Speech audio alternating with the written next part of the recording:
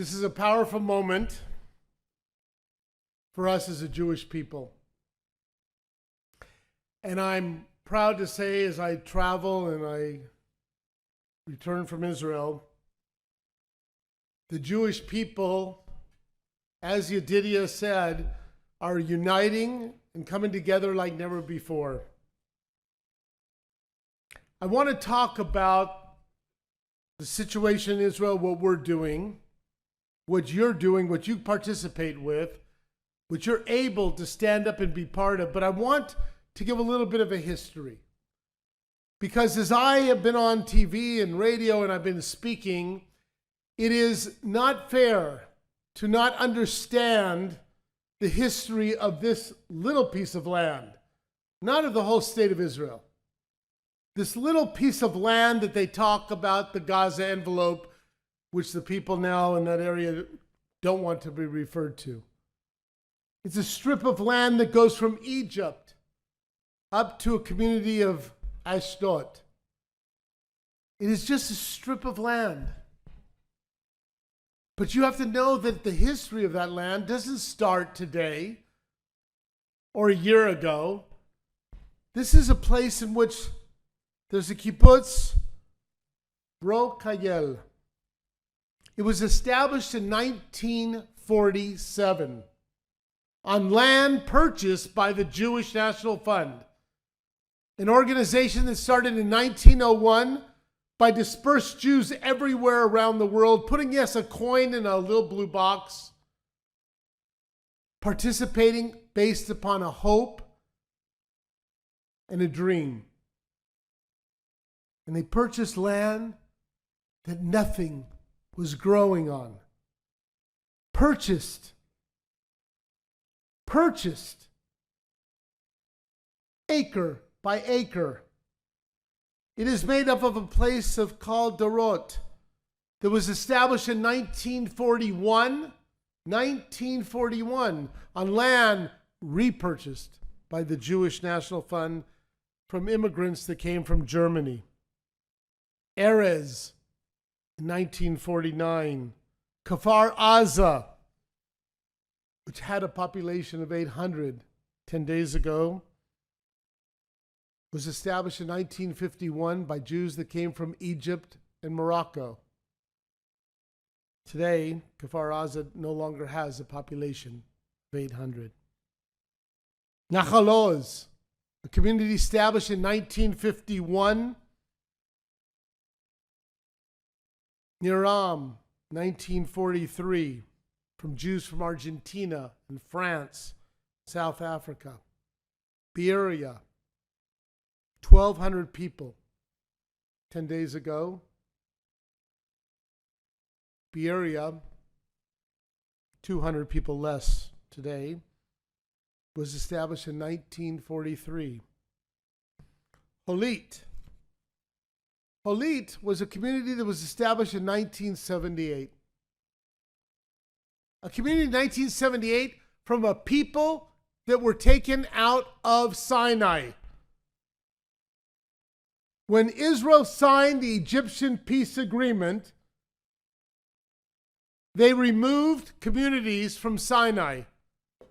These people ripped from their homes for the sake of peace,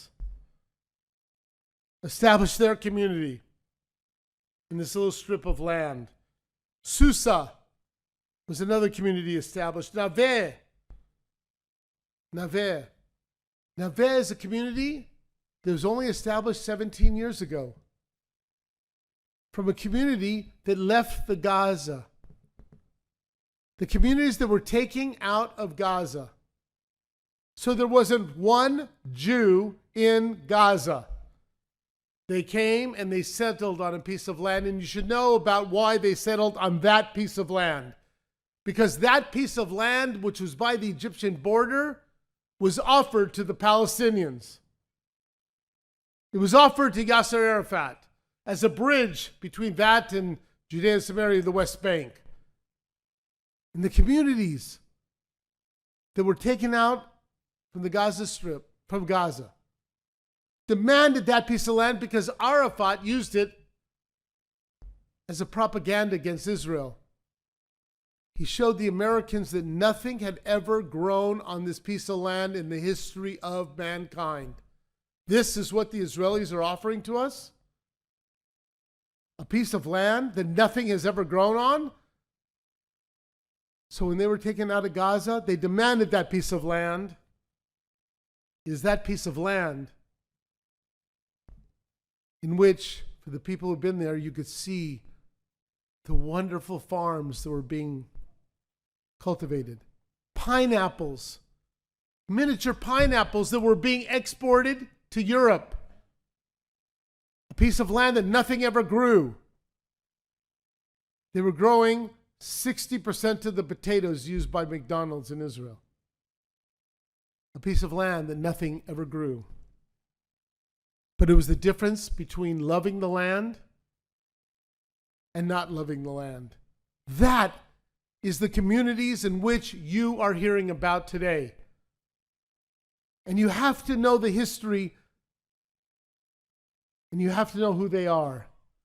And for Jewish National Fund, this is not a group of individuals that we know from 30,000 feet.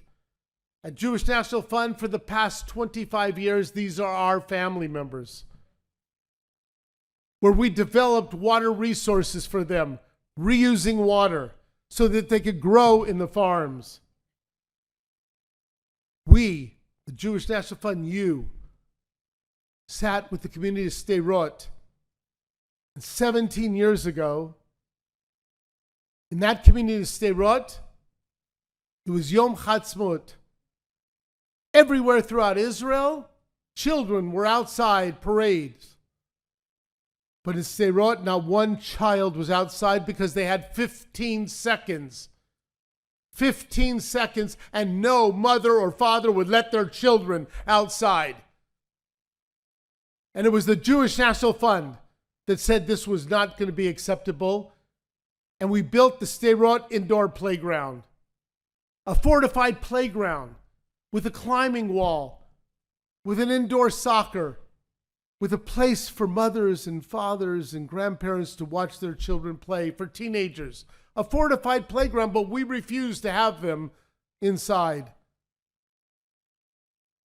Jewish National Fund worked with Sderot when it was a community of less than 20,000 people then, and losing population every day because nobody stood with them, but we stood with them.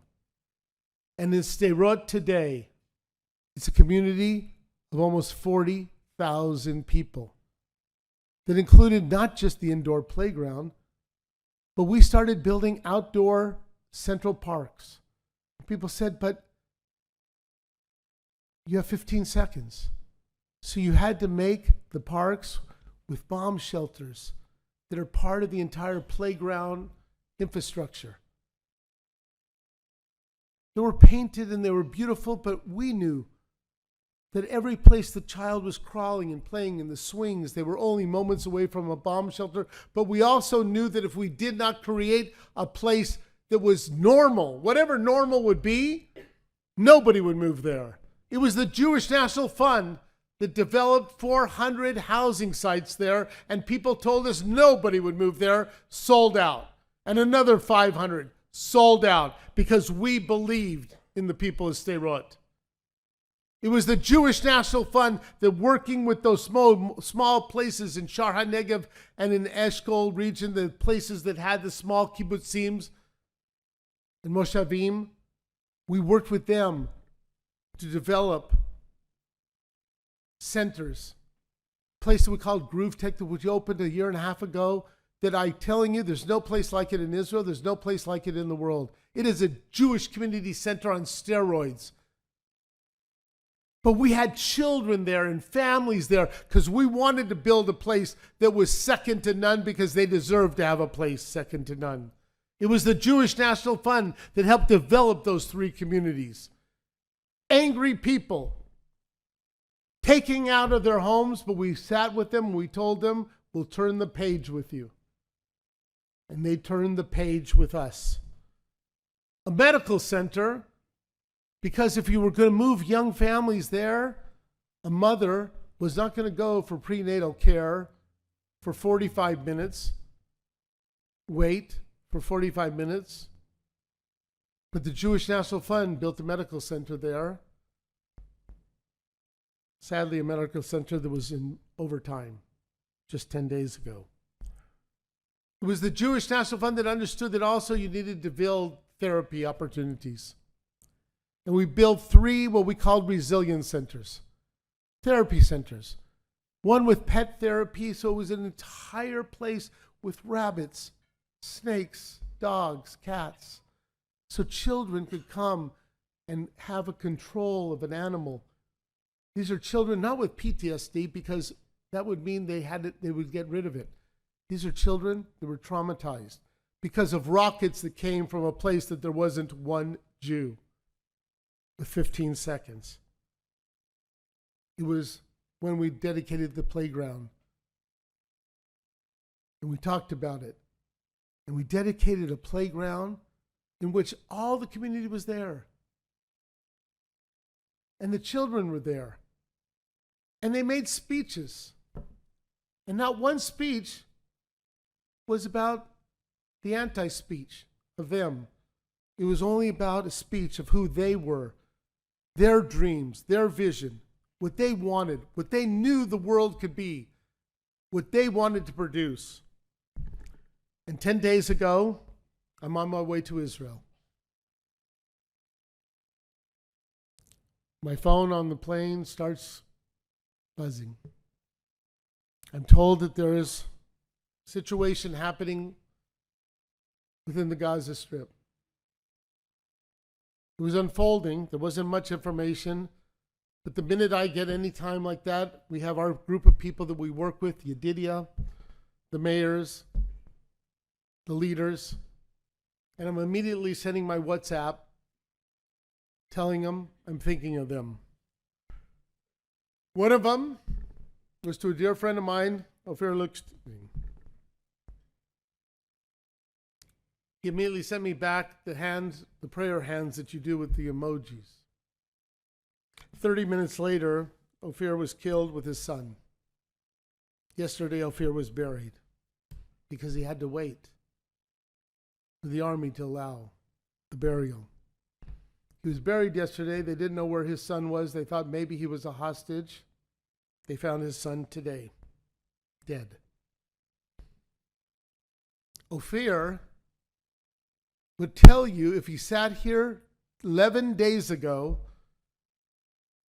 and if you were to come to his community, the only thing he would keep talking about was he wanted to build an industrial zone to make sure that the Palestinians had jobs. That's who they killed. A dreamer, somebody who had nothing but hope and belief in tomorrow. So we immediately, at Jewish National Fund, these are our family. They're your family. We set up a situation room at our Alexander Muss High School in Israel. I landed. I get to the situation room. We immediately have our Zoom with all of our people in the area because they're not somebody that we don't work with. They are the people we're working with. It's still unfolding. Before you knew things that were happening in the news, we were hearing it because we were on with them. And we're hearing the horrific stories. And we also, we're at the high school in Israel, where 160 of our high school students were taking their semester abroad experience there. 2 of them, Becca and Vera, if you could stand up, were there with me just 10 days ago. Becca and Vera and my 160 wonderful young people spent way too much time in bomb shelters. These are 16, 17, 18-year-olds. We had them in Jerusalem. They had to come to our place in Hod HaSharon. We had to figure out how to transport them safely because, again, the issues of the terrorists were all over Israel. They came singing songs. They came Young people, Tyler, Texas, and Portland, Oregon, who had not had experiences of red alerts, but they lived the experiences of the Israelis. 160 of those kids, and I'm going to tell you, if you ever think that our future's a question, meet them. These are the most wonderful, thoughtful, brave young people you have ever met. These and the 1,600 we have a year at our high school. Because not only do we have to figure out what to do, they also packed 1,900 bags to go to all of the people that were in hospitals, to go to soldiers. They wrote notes. They sang songs. They also kept on with their lessons. And when we told them they had to go home, it wasn't their first choice. And when they had to leave clothes behind because they couldn't take all their luggage, they left them for the people who are living in our school now that came from the Gaza envelope, who are living in our school now, but they didn't leave their clothes. They folded them. And they left them with dignity for the next group of people they didn't know, that are going to be in their rooms now for the next 4 months. 15,527 people is under our care at Jewish National Fund. 15,527 people that we have to relocate. We've relocated, that we're housing. And I just want you to understand what that means. So when you hear in the news the human crisis, talk about the human crisis of almost 82,000 Israelis that are dispersed from their homes.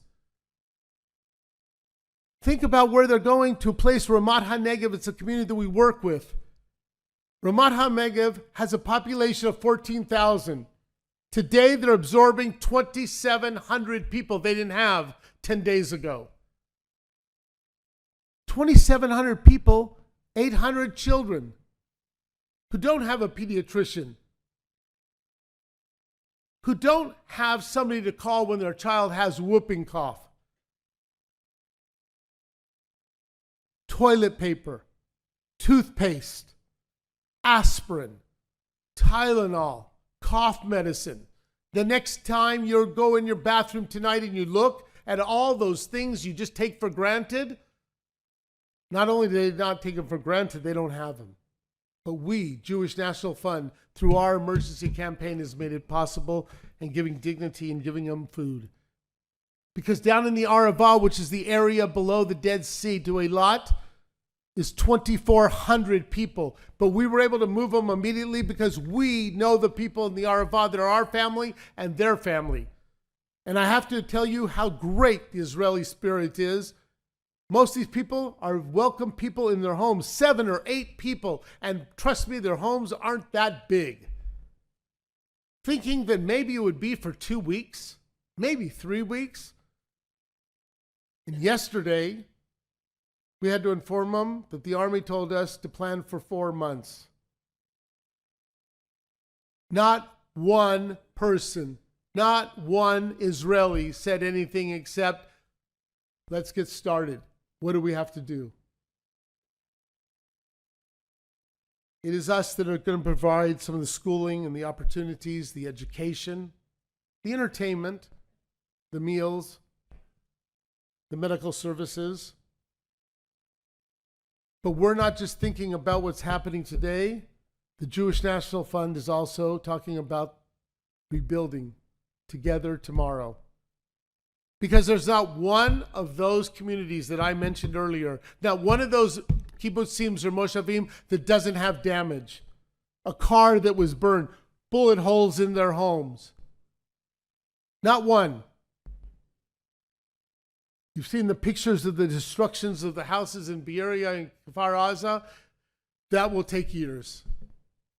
But we intend to raise money to have a Rebuild Together campaign, that when the great reveal that you see on TV is going to be the great reveal to these people, with volunteers coming from all over the world and from Israel that are going to help rebuild these communities. It's a little bit of a lipstick on a long-term problem, because the day they return is the day their psychological issues are going to come out. And we're going to have to provide services and opportunity. But the greatest thing that we're going to provide is the opportunity to stand there with them, to be strong with them. And in the northern part of Israel, it's not in the news, but the northern part of Israel, the Jewish National Fund, had a call with 54 mayors of the northern part of Israel. Now, I'm telling you, this is in the news. They claim it was the first time in the history 54 mayors came together. But the Jewish National Fund has now provided over $5 million of cleaning out bomb shelters that hadn't been cleaned out for over 30, 40 years, safe rooms, providing security in their civil defense. And there'll be much more, because now they are also being asked to relocate. Ophir is one. Leela, a young girl who performed for us. She played violin. She's 16, was 16. She played violin. She's no more. But for us, it's about a family. It's about standing together. And at your tables, inside these bags is a pledge card, and I'm going to ask you to reach and pass them out. Without any hesitation, I ask, and without any question. Because I know that the IDF is going to be strong enough to defend. And I believe that the people in the IDF are not defending, and what you see happening throughout the world, and what you see happening here in the United States, they're defending the Jewish people. And there's 360,000 of them that have been called up and have responded. And there's going to be some dark days in the future. But I know that unlike in 1939, when the SS St. Louis, a ship came to the borders of the United States with refugees trying to leave Nazi Germany, and we could only get 5 congressmen and senators to even stand up,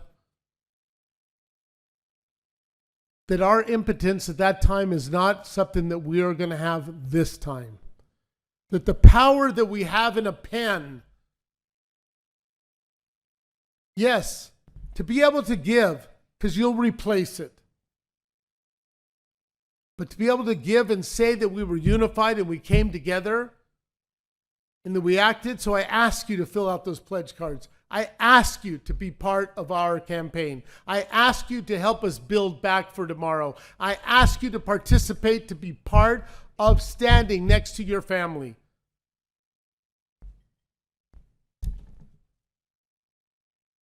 So take that moment and use that pen as the power that you have. Participate with us. I'll close by looking at this flag. If you don't know the history, this flag was from the First Zionist Congress. When Theodor Herzl wanted to decorate the casino hall, and his friend Wolfson was going around trying to figure out what to put up, and he was in a synagogue, and he saw a talit, and he cut off the fringes. And throughout the First Zionist Congress, in which they proclaimed that after 2,000 years we were going to return to our land of Israel, a flag was born. A flag born out of a talit. And a song in which we sang earlier of hope. We have that opportunity. We have that responsibility to keep hope and vision alive. Am Yisrael Chai.